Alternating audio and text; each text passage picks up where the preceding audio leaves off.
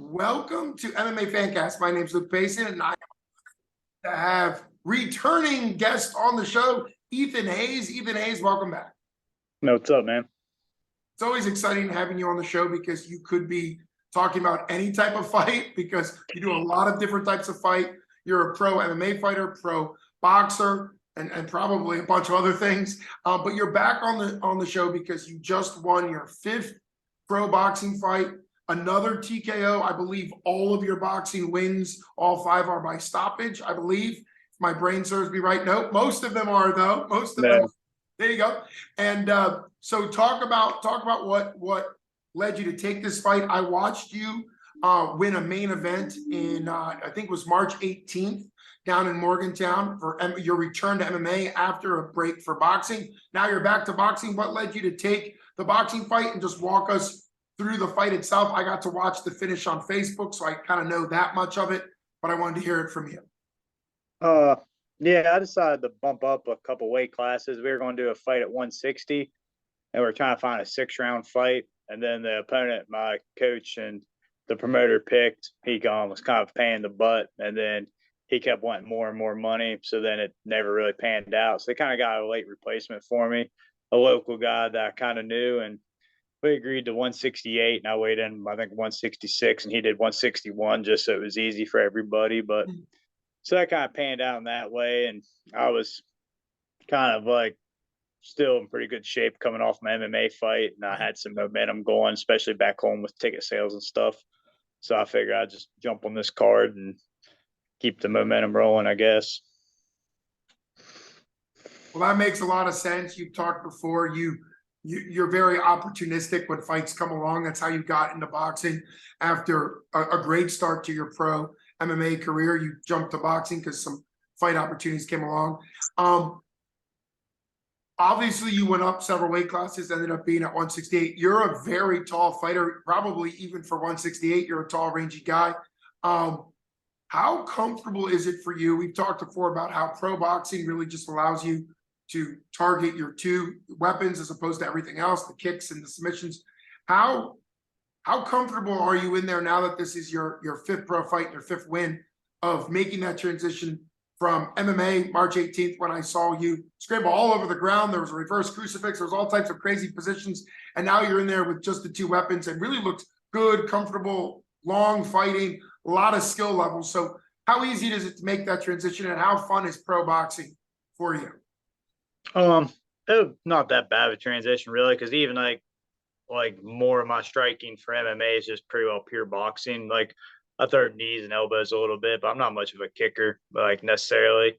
So I'm usually mostly boxing, getting ready for my MMA fights, and going to my boxing gym in particular and training with my coach and my teammates, because a lot of them still fight, so I go spar them all the time. And when I go up to Pittsburgh with Kama boxing now, I give him boxing rounds. Even before my MMA fight, I go up there and I just give him pure boxing rounds. So I do like the sport in that aspect. But like I said, the old ones, like, it's kind of boring compared to MMA because you don't really get to grapple every day or have a body every day. It's a lot more, you spar once, maybe twice a week. If you sparred every day, you'd be brain dead before the fight ever happened. So that aspect of it's kind of boring, but yeah, it's not that big of a transition. People ask me, like, do I ever think about kicking? It's like, no.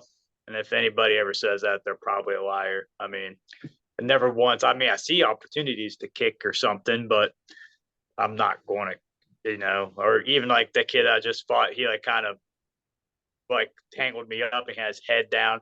I could have had him in a guillotine in about 3 seconds. I kind of went for it for a second. I stopped myself, I just pushed his head down. But yeah, it's always there, I guess.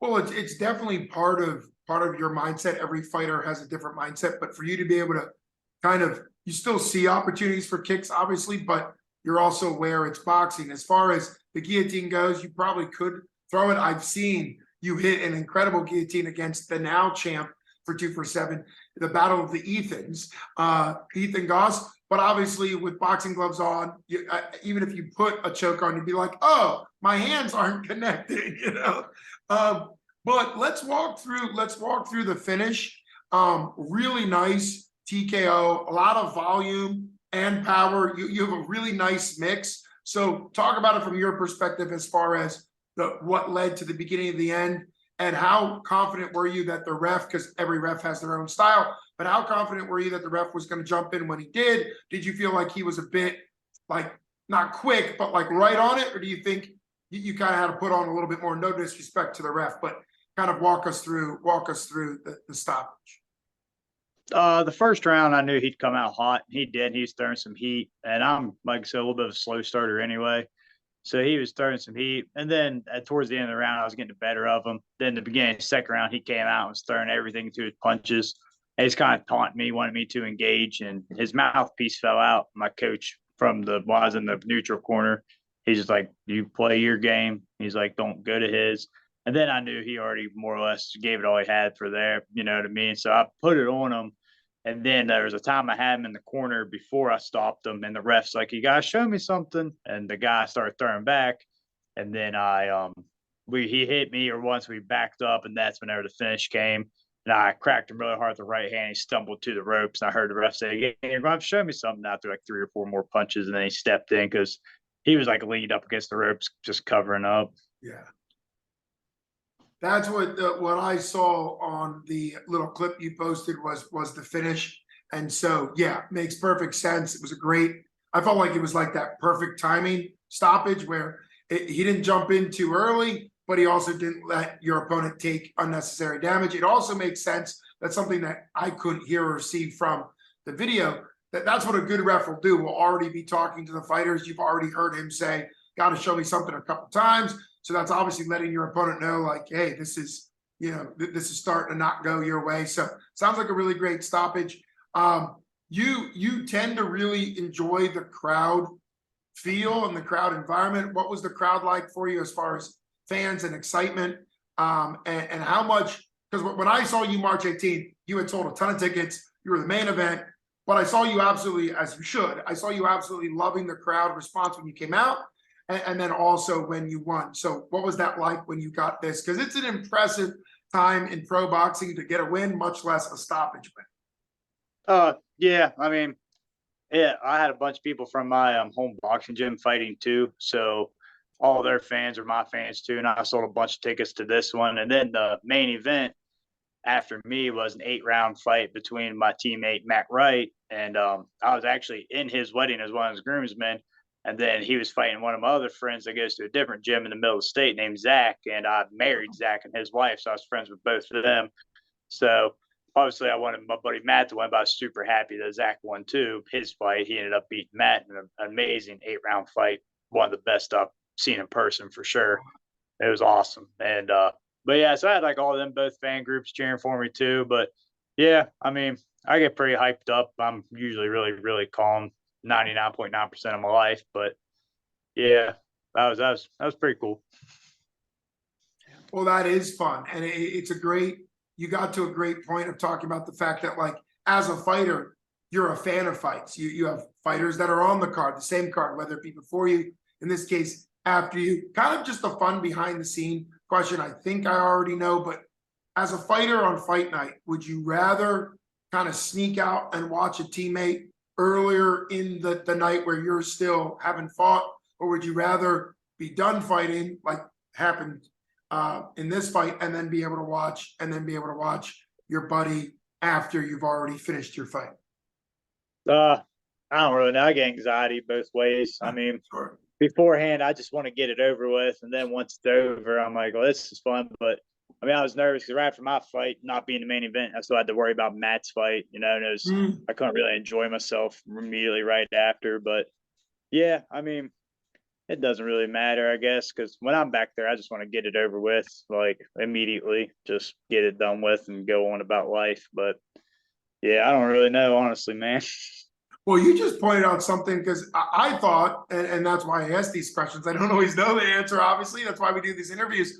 I thought you would say, oh, it's always better to have your fight done and be able to watch your friends. But what you just shared makes sense. You're happy you won your fight. It's impressive, but you can't fully celebrate because you're kind of, you're emotionally connected to your buddy in there. There's nerves, excitement, but also kind of until he's done, you're not really done for the night either. So that just shows you're a great teammate. You've got awesome teammates. You train at several different gyms. We've talked about your training and connection to Nick Brown and obviously kind of his career and all that happens among gyms and among fighters.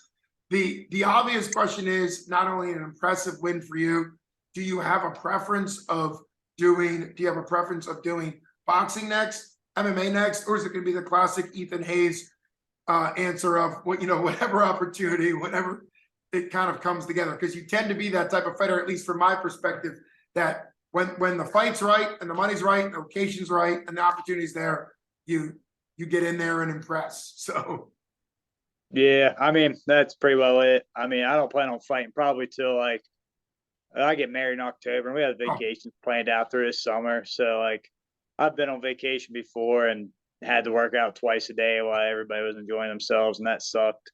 So I'm trying to enjoy summer, and then like I said, I can maybe do like December, January. Like I said, whatever opportunity presents itself, unless it's like a super awesome opportunity in either one of them. You know what I mean? I said I'll fight anybody as long as it's a good, even fight. Like I said, I'm not interested in taking WAP sites just to say that I fought in the UFC or something. Like I have no interest in getting my head pounded in by anybody.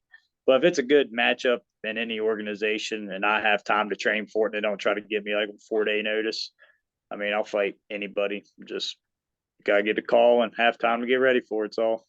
well, that makes perfect sense. Obviously, an early congratulations to you and your future wife on your wedding coming up in October. And I think that shows, you've talked about it before on the show, it shows that you have a good understanding of why you're fighting, what you want to get out of fighting, what you want to do, what you don't want to do. And every fighter can make those decisions for him or herself, but it's different for every fighter. And I think that's where you not only are incredibly talented, undefeated as a pro boxer, 4-1 as a pro MMA record. I mean, you're very talented, but you also do you very well. You know what you want to do and what is good for you, and obviously put on entertaining fights that are really great. So usually 247 Fighting Championships has a December-ish card, usually an end of the year card. So as somebody who loves to see you fight, that would be incredible if you end up, because you said maybe December, January, but obviously too soon to know. So enjoy your vacations, enjoy your upcoming wedding. I'm sure that between now and October will fly past with all the prep and everything you've got going on.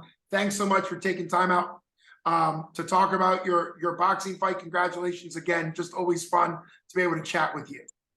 Yeah, I appreciate you, Luke. I said I appreciate everything. I said I'll see what's up in December. I mean, I'm not running from anybody around here, so hopefully something pans out and I'll fight whoever's in front of me, I guess, or whatever. Well, Some wrestling or whatever. I don't care. well, that's great. And I can always give a shout out to my buddy, Jim Matchmaker, the extraordinary matchmaker Mooney for 247. Maybe this will tickle his ear to have some thoughts running for you for the December card. Thanks so much for coming on. Yeah, thank you, man. You got it, brother. All right, bud. Bye-bye. Bye.